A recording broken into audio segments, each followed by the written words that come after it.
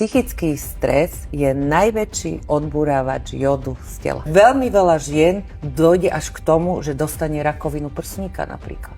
Musím brať lieky do konca života, umelé hormóny, lenže mne sa stav zhoršoval. Ja som fakt prosila vtedy Boha o to, aby mi ukázal tú správnu cestu. Niečo sa musí udiať, lebo ja tu nechcem takto žiť. Úplne tie zásoby odišli a preto nastal ten stav po tom pôrode. Dieťa si všetko zoberie a matka má tieto problémy. Je to o tom, že je ťažké nájsť ženu po 25-ke alebo po 30-ke, ktorá nemá nejaký problém so štítnou žľazou, že či už sú to nejaké uzlíky, čiže je to Hashimoto.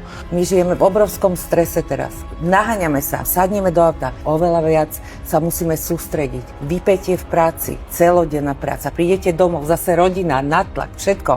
A toto potrebuje štítna žľaza ustať. Pri anorganickom jóde 3 gramy vás zabijú. A ďalšia vec, čo ľudia nevedia, prvé, čo si majú dávať pozor,